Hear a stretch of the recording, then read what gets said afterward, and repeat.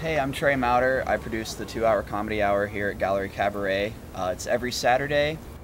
So I've been scrounging for money. I was an extra in this movie they're shooting downtown. I don't know if you heard of it. It's called like Cheaters or something like that. It's directed. Yeah, it's based on a shitty TV show. Directed by Ron Howard for some reason. Ron Howard's directing it. Kevin James is in it. Kevin James, as it turns out, not funny in person. Weird. Vince Vaughn was in it. He played a fast-talking schmoozer who's only charming to Hollywood executives.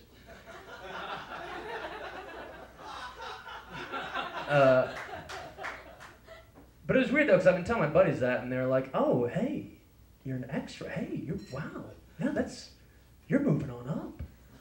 And I was like, "No, you don't get it. I responded to a Craigslist ad. Like there wasn't an audition. I went in a room with Ron Howard, and he's like, "Hey, can you walk on command?" This show and the Gallery Cabaret go really well together. The weird, kind of awkward vibe of the show and the intimate environment of Gallery Cabaret work really well together. If you get just a handful of people, it feels really packed and the energy is really high in the small space. It feels really intimate. You know, you're feet from the comedians. So it's a really unique, intimate experience. Me walking up to someone and being like, "Hey, I really like 60s music, especially the Beatles," and then being like, "Oh yeah, and like the Monkees," is like the same thing, the exact same thing actually, as me walking up to someone and being like, "Hey, I really like bubbly beverages, especially Dr. Pepper," and then them being like, "Oh yeah, and like hydrogen peroxide."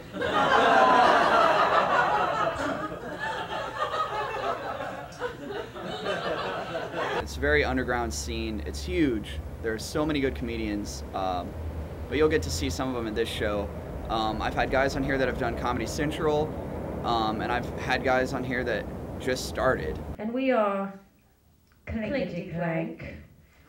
You see, we're a Japanese noise band, only we're not Japanese, and we're from Schaumburg. Right.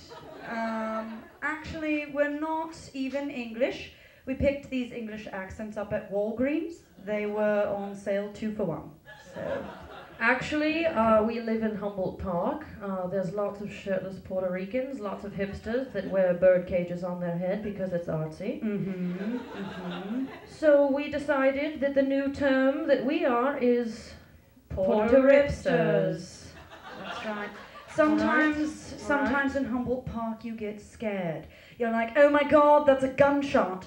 Nope, it's just Puerto Ricans lighting off fireworks, being excited about being Puerto Rican on Tuesday. So don't worry about that, they're just excited. I don't necessarily book on experience or talent level. I book on people that are doing something different with their comedy. You're gonna have some really unique moments at the show, some really awkward moments, but hopefully it's fun and weird. It's kind of what I aim for. I need donations from you guys, and I'm really glad that this was just here because it works out for me. What I need is all of your used and old and new scorpions, okay? Because the protest that we're starting is that we're going to very tall buildings.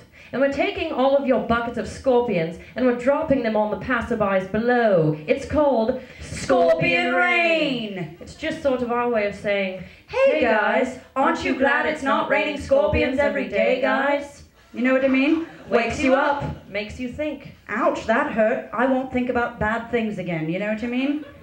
Exactly. So I'll just set this here. Ouch, that hurt. I guess my relationship's not so bad after all. You know what I mean? Another thing we're doing is called alligator freedom. Okay? There's a lot of small alligators that are very sad because they got washed away in New Orleans, all right? A long time ago. We've given all of those alligators very tiny paintbrushes and given them the freedom to do art. Okay? Because, hey guys, alligators deserve to do art too, guys. You know what I mean? I like comedy that makes you think sometimes, and a lot of the guys on my show will make you think.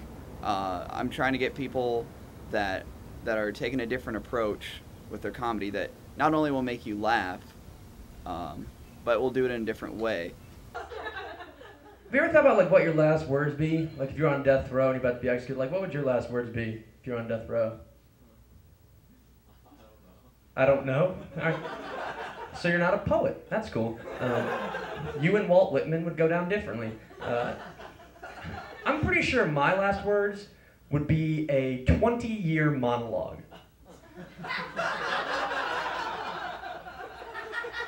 I would filibuster my death for as long as I could. I'd talk about anything, just be like, yeah, driveways are super important. How else are you supposed to get your car to the garage? All right, coming up next, ladders followed by orangutan. And you may be saying, well, Joe, you need to sleep at some point, and that's true. So what I'd do is I'd leave them with a cliffhanger and be like, all right, you guys, I'm going to go to sleep. And you can kill me if you want. But if you do, you don't get to find out who really killed Kennedy. I'll see you in 8 hours. And then I'd wake up, they'd be like, so who really killed Kennedy? I'd be like, cancer, it was Ted Kennedy, ha-ha! Now I'm going to talk about towels for 2 hours. 90% of the show is the show that I want to see. I try to book the show I want to see, because if the crowd doesn't like someone, I want it to come back on me. Since I'm so obsessed with the Beatles, it makes it really easy to figure out if I'm going to be able to be friends with someone, like right off the top. All I have to do is ask them these 3 questions. What's your favorite Beatles album? Okay. What's your favorite Beatles album besides the White Album?